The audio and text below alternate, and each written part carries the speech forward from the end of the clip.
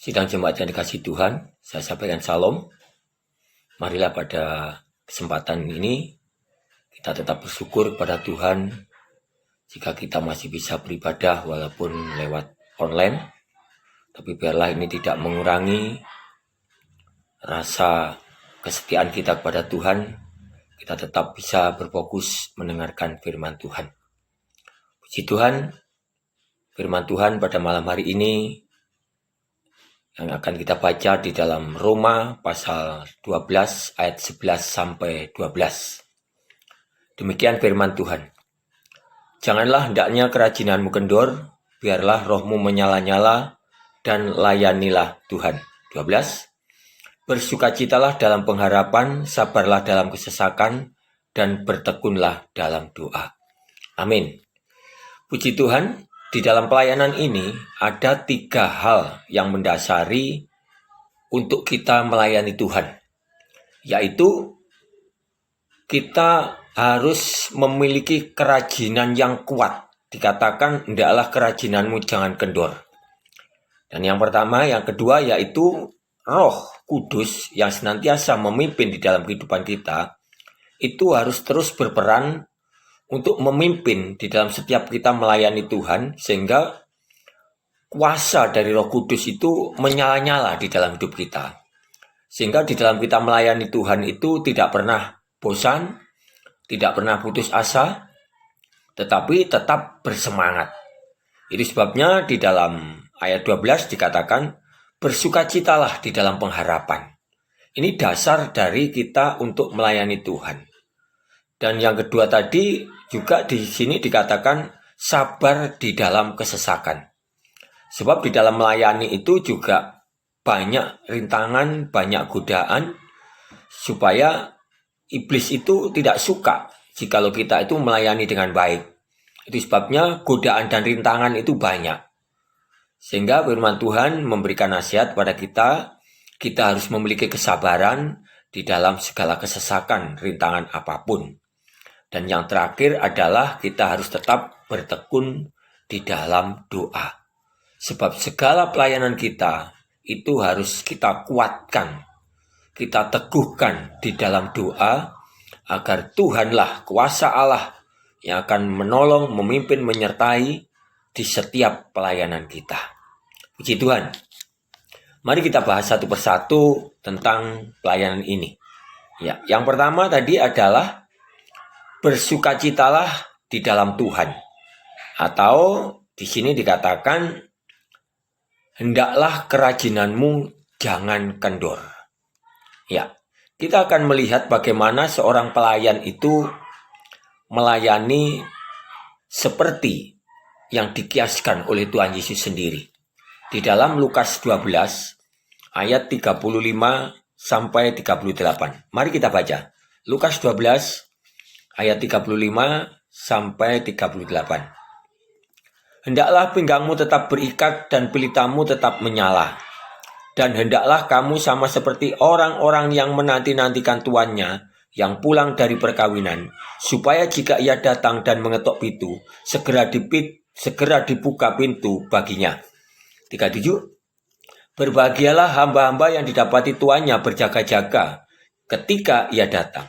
Aku berkata kepadamu, sesungguhnya ia akan mengikat pinggangnya dan mempersilakan mereka duduk makan, dan ia akan datang melayani mereka. Dan apabila ia datang pada tengah malam atau pada dini hari dan mendapati mereka berlaku demikian, maka berbahagialah mereka. Puji Tuhan. Ya, dasar pelayanan harus disertai dengan kesungguhan, rasa niat yang tulus. Itu sebabnya di dalam ayat 35 ini dikatakan, hendaklah pinggangmu tetap berikat. Ini menunjukkan satu kesiapan di dalam kita melaksanakan tanggung jawab kita di dalam melayani Tuhan. Melayani Tuhan tidak hanya di dalam bidang hal-hal yang ada di gereja, tetapi melayani Tuhan secara pribadi, membawa hidup ini untuk menjadi baik di hadapan Tuhan. Itu juga dikatakan melayani Tuhan. Ya. Jadi apapun aspek kehidupan kita, apapun gerak perilaku kehidupan kita, itu juga dikatakan sebagai melayani Tuhan. Nah, selain itu kita juga melayani hal-hal yang lain, baik melayani antar sesama atau melayani pekerjaan-pekerjaan yang ada di gereja atau dimanapun berada. Nah, di sini pinggang harus tetap berikat. Ini menunjukkan satu rasa tanggung jawab, rasa siap untuk melayani. Jadi bukan karena terpaksa, bukan karena ragu-ragu, tetapi rasa siap. Dan juga dikatakan pelitamu tetap menyala. Ini pelayanan yang disertai dengan penyerahan terhadap kuasa Tuhan. Jadi di saat kita melayani, kita tidak mungkin mempunyai kekuatan dari kekuatan kita sendiri. Di saat kita melayani, kita harus mohon pimpinan penyertaan dari kuasa Roh Kudus. Itu sebabnya dikatakan, dan pelitamu tetap menyala. Kuasa Roh Kudus yang akan membantu kita, yang akan menguatkan kita, yang akan meneguhkan pelayanan kita, sehingga pelayanan kita benar-benar berarti, pelayanan kita benar-benar menjadi pelayanan yang berguna bagi baik sesama maupun kita melayani Tuhan. Nah, inilah yang harus kita terapkan di dalam hidup kita. Jadi pinggang tetap menyala dan pelita tetap menyala, pinggang tetap berikat dan pelita tetap menyala itu menunjukkan rasa siap untuk melaksanakan tugas dengan sungguh-sungguh. Nah, di dalam ayat 36 dikatakan, dan hendaklah kamu seperti orang yang menanti-nantikan tuannya yang pulang dari perkawinan, supaya jika ia datang dan mengetok pintu, segera pintu dibuka baginya. Nah, ini pelayan yang fokus terhadap tugasnya. Sehingga pelayan ini, hamba ini benar-benar menanti kapan tuannya pulang. Sebab tuan ini tidak berjanji pulang jam berapa tidak berjanji. Tetapi pelayan ini fokus terhadap tugasnya untuk menanti tuannya datang. Sehingga tuannya itu datang sekali mengetok pintu langsung dibuka. Nah, ini menunjukkan bahwa kalau kita melayani itu tidak boleh kita itu tidak fokus. Kita harus fokus. Tidak boleh melayani itu dengan hati yang setengah-setengah. Tidak boleh melayani itu dengan mengerjakan apa-apa ya. Jadi fokus. Sehingga tugas kita itu benar-benar dapat terselesaikan dengan baik. Ya, puji Tuhan. Ya, sehingga hamba-hamba yang demikian dikatakan tadi berbahagia. Ya, berbahagia. Dan di saat tuannya datang, hamba ini tidak langsung tidur, tetapi masih bekerja, yaitu mempersilahkan tuannya itu untuk duduk, makan, dan dilayani sampai selesai. Jadi melayani itu harus sampai selesai. Ya, harus sampai selesai. Jangan sampai kita melayani itu tidak sampai selesai. Ya, baik kita melayani antar sesama atau bagaimana kita melayani pekerjaan-pekerjaan Tuhan di gereja atau dimanapun berada. Itu harus sampai selesai. Maka dengan demikian, orang-orang yang demikian nanti akan mendapatkan kebahagiaan di hadapan Tuhan. Nah, puji Tuhan, itulah orang yang bersukacita di dalam melayani. Sehingga pelayanan itu tidak menjadi berat. Apapun yang kita lakukan, itu tidak menjadi berat. Karena ada sukacita. Karena ada roh yang memimpin. Sehingga pelayanan kita ini menjadi pelayanan yang tulus. Pelayanan yang indah. Ya, dapat terselesaikan dengan baik. Puji Tuhan. Ya. Mari kita melangkah di dalam hal yang kedua, yaitu di dalam kita melayani, tadi dikatakan harus sabar di dalam kesesakan. Ya. Sabar di dalam kesesakan digandeng tadi dengan biarlah rohmu menyala-nyala. Ya. Orang tidak bisa mampu memiliki kesabaran kalau tidak dikuatkan oleh Roh Kudus yang sampai menyala-nyala di dalam hidup kita. Ya. Kalau Roh Kudus itu hanya diam, tidak sampai menyala-nyala, maka kita belum tentu memiliki kesabaran di dalam kesesakan. Mungkin kalau kita di dalam keadaan baik, kita bisa menjadi orang yang sabar. Tapi bagaimana di saat kita menghadapi kesesakan, menghadapi kesulitan, menghadapi hal-hal yang tidak kita senangi?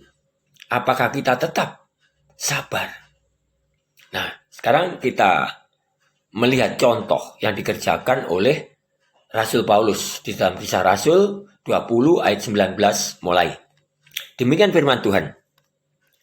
Dengan segala rendah hati aku melayani Tuhan, dan pelayanan ini aku banyak mencucurkan air mata dan banyak mengalami pencobaan dari pihak orang Yahudi yang mau membunuh aku. Sungguh pun demikian, aku tidak pernah melalaikan apa yang berguna bagi kamu. Semua aku beritakan dan kuajarkan kepada kamu, baik di muka umum maupun dalam perkumpulan-perkumpulan di rumah kamu. Aku senantiasa bersaksi kepada orang-orang Yahudi dan orang-orang Yunani, supaya mereka bertobat kepada Allah dan percaya kepada Tuhan kita, Yesus Kristus. Tetapi sekarang, sebagai tawanan roh, aku pergi ke Yerusalem, dan aku tidak tahu apa yang akan terjadi atas diriku di situ, selain daripada yang dinyatakan Roh Kudus dari kota ke kota kepadaku, bahwa penjara dan sengsara menunggu aku. Tetapi aku tidak menghiraukan nyawaku sedikit pun, asal saja aku dapat mencapai garis akhir dan menyelesaikan pelayanan yang ditugaskan oleh Tuhan Yesus kepadaku untuk memberi kesaksian tentang Injil kasih karunia Allah. Ya, luar biasa. Rasul Paulus ini patut menjadi teladan di dalam keimanan kita. Bagaimana kita melihat Rasul Paulus itu melayani Tuhan. Tadi mengatakan, aku banyak mencucurkan air mata, ya, mengalami pencobaan, ya, bahkan orang-orang Yahudi itu berusaha untuk membunuh Rasul Paulus ini. Ya. Namun demikian, Rasul Paulus tidak pernah kendor. Ya. Rasul Paulus mengatakan, sungguh pun demikian aku tidak pernah melalaikan apa yang berguna bagimu. Rasul Paulus tidak pernah lemah di dalam pelayanannya. Tidak pernah lalai di dalam tugasnya. Walaupun ancamannya itu pembunuhan. Ya, ini yang harus kita teladani. Nah, di saat kita melayani, baik melayani sesama maupun melayani Tuhan di dalam gereja, kita harus meneladani Rasul Paulus. Semangat kita, rasa tanggung jawab kita, sehingga pelayanan yang kita layani benar-benar dapat terselesaikan dengan baik. Iya, yang luar biasa di sini dikatakan di dalam ayat 23, Rasul Paulus tidak akan bekerja kalau tidak dinyatakan oleh roh. Selain daripada roh yang dinyatakan oleh Roh Kudus, dari kota ke kota padaku bahwa penjara dan sengsara menunggu aku. Ya. Meskipun penjara dan sengsara menunggu Paulus, tetapi kalau itu perintah dari roh, dorongan dari roh, maka Rasul Paulus tetap melaksanakan tugasnya dengan baik. Ya. Jadi pelayanannya Rasul Paulus ini tidak bisa diukur dengan nyawanya sendiri. Ini menunjukkan rasa tanggung jawab yang total.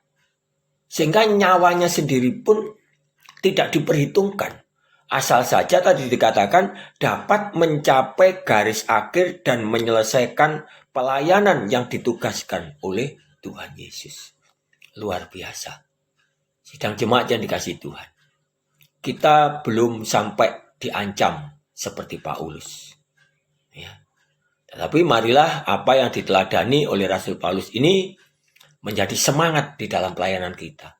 Menjadi semangat di dalam keimanan kita. Baik bagaimana kita membawa hidup ini untuk menjadi orang yang benar. Membawa hidup ini untuk menjadi orang yang baik di antar sesama. Menunjukkan rasa cinta kasih kita antar sesama. Melayani orang yang tertindas. Melayani orang yang membutuhkan kita. Memperhatikan orang yang perlu diperhatikan. Ini pelayanan penting. Kita jangan hanya fokus memperhatikan diri kita sendiri. Tapi coba kita belajar. Memperhatikan orang lain. Apa yang bisa ku perbuat untuk orang lain? Apa yang bisa menyenangkan orang lain yang saya lakukan? Ya. Ini tugas kita. supaya kita dapat menyenangkan orang lain dan menyenangkan hati Tuhan. Nah, pelayanan ini harus kita selesaikan sampai selesai. Kita hanya jangan menjadi orang yang di saat kita melayani di gereja, melayani dengan semangat. Tetapi bagaimana kita melayani di luar? Melayani antar sesama. Ini sangat penting. Dan di saat kita bisa menyelesaikan pelayanan antar sesama dengan baik, maka nama Tuhan yang akan dipermuliakan. Maka nama Kristus yang akan dikenal oleh orang di dalam hidup kita. Ini sangat penting. Nah, di sini kita membutuhkan kesabaran. Kita membutuhkan kekuatan. Tetapi kita mempunyai kekuatan dari Roh Kudus. Dan itu yang harus kita andalkan supaya benar-benar pelayanan kita ini berarti bagi sesama dan bagi Tuhan yang kita sembah, yaitu Tuhan Yesus Kristus. Nah, demikian sidang jemaat yang dikasihi Tuhan. Jangan sampai kita menjadi orang yang lemah.